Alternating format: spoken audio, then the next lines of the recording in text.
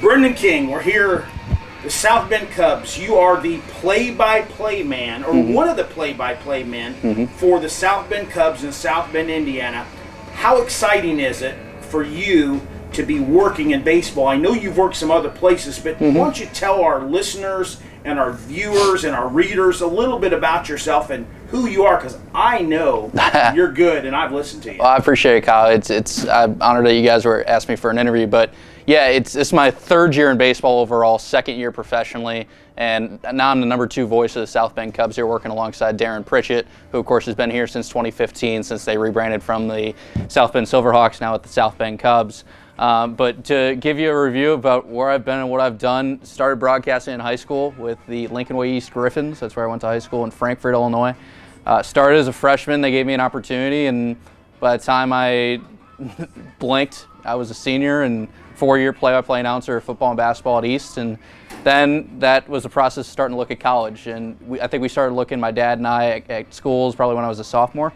And immediately what stood out was Butler University. And 4 years later, here we are. I graduated in 2017, a 4-year lead student play-by-play announcer for Butler. I really got a lick of everything at Butler, and that was a testament to the staff of the athletics department there, and also the college communication, was that they gave me tons of opportunities to work on my craft and get better. And I don't think I'd be here today if it wasn't for people like Scott Bridge and the athletic director of Butler, Barry Collier, for giving me these opportunities to get in this broadcasting industry. You know, I think I did every broadcast for every possible sport you can announce at Butler, except for men's basketball, which is bought out by Fox Sports. But you know, women's basketball, baseball, football, soccer, you know, anything like that. And ultimately, baseball is what I chose to pursue. You know, I love multiple sports. I love calling, you know, basketball and hockey, but baseball is a sport I've played since I was a kid, and I wanted nothing more than to be involved with baseball some way. So in 2016, the summer before my senior year of college, I spent with the Orleans Firebirds of the Cape Cod Baseball League, alongside Logan Raddick and Hannah Hartman, our broadcast team. We spent 3 months on Cape Cod, living in a cottage next to water, and just going out and calling baseball every day. And the biggest difference I saw from out there to now here in professional baseball is that for players, broadcasters, coaches, you name it, it's just a summer to get better. It's not like, you know, professional baseball where, you know, guys get here at 2 o'clock, 3 o'clock to start hitting. I mean, guys take BP out there, but it's more like you just show up, you play for the love of the game, and you just try to improve yourself before your next season. So 2016 with the Firebirds ultimately led me into professional baseball. My first pro year was last year in 2017 with the Boise Hawks, formerly the short season affiliate of the Chicago Cubs, but now the short season A affiliate with the Colorado Rockies. And I was the only guy out there, had an opportunity to call out all 76 Hawks games after my senior year of college, and now that has led me here to South Bend as the #2 voice, working alongside Darren. And you know, growing up a Cubs fan forever, I think my first Cubs game at Wrigley was when I was 2 years old. I went with my grandma and my dad, and just to be working in the organization is really something special. Brendan, you're obviously a Bulldog, talking about the Butler Bulldogs. Grew up in Chicago. You're in South Bend, so you've kind of got the triangle here of places. You're close to home, you're close to Butler.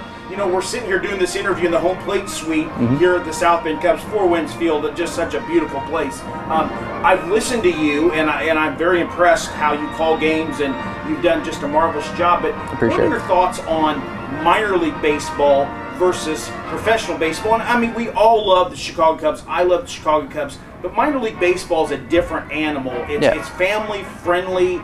The family comes out.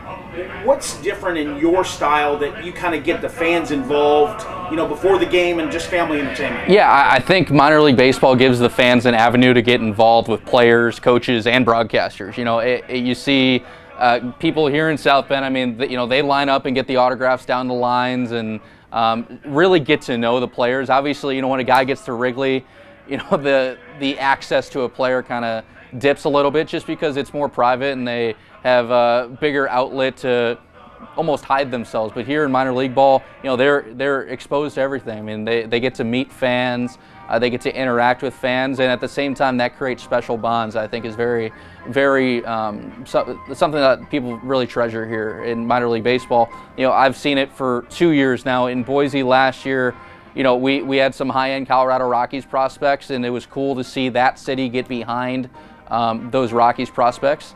And I remember, you know, Boise it's a big city, right? It's 300,000 people, and for a short season market, I think it's one of the bigger short season markets you'll find. And that showed in the attendance. I think we had 18 sellouts out of 30-something games, so that was very impressive last year. And now, of course, here in South Bend, what Andrew Berlin here is doing here, Joe Hart, Nick Brown, all those guys have really taken this over and made it a fun, friendly, and just accessible place where people can come enjoy themselves for a couple bucks and really have a fun night, especially on a night like this where it's really beautiful outside. You led me into my next question. I was going to talk about Andrew, this beautiful place, Joe and Nick running this facility. I mean, the team that they've put together, including yourself, is just, to me, I mean, we've been to Iowa, we've been to Mesa, we're going, by the time this airs, we'll have been in Tennessee. I mean, and we've been to Chicago many times, but this is just such a marvelous organization. You know, you're starting your career, okay? Working your way up. I mean, the goal is to be the Chicago Cubs broadcaster? Or if the Chicago Cubs broadcaster doesn't happen, you certainly change teams as you move up with your career. Yeah, I think I'm just trying to enjoy these 4 months for as long as I can, you know, stretch it out for as long as I can, because my dream since, I don't know, I've been in 6th grade has been the Chicago Cubs play-by-play announcer. I've been listening to Pat Hughes, Ron Santo, Ron Coomer now for forever.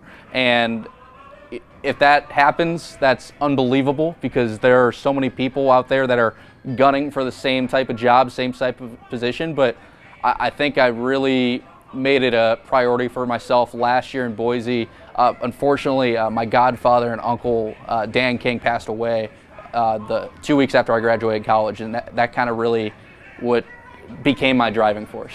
I'm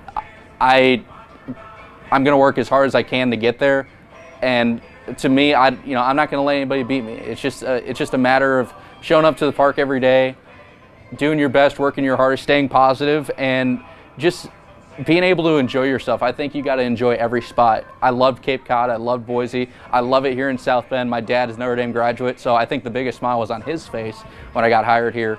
But yeah, to answer your question, I mean, I'm going to gun every day to be the Cubs play-by-play announcer, but I know there's going to be a lot of stops along the way, and wherever that takes me is to be determined. But again, I'm just trying to stretch it out and enjoy these 4 months as long as I can.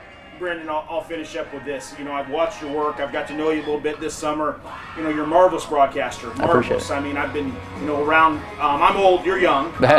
But I've watched a lot of people, and you're very, very good. So I appreciate it, Kyle. I look forward to, you know, watching your career as you grow and as our sports site grows. You know, we're all over the country now with 75,000 Cubs fans, and our goal is to build our farm team and see, you know, the players grow, see the broadcasters grow, and we're excited to see what the next 5, 10, 20 years is going to be. And we're going to watch your career just like you're advancing in your career. So I just want to say thank you. You're one of the best. I appreciate it, Kyle. I mean, meeting people like you and Lucas here in South Bend, it's what makes it all worth it. You know, you're going to meet so many people along the way, and I'll tell you what, in my phone, in my contact book, it's already piling up with hundreds, probably almost 1,000 people already of just the people you meet along the way. You know, you guys, you know, that do fabulous work like you do, people that work for the team, local news stations, radio personalities, players, coaches. You know, I got here today and gave Miguel Amaya a hug. I mean, you know, it's just those types of special bonds that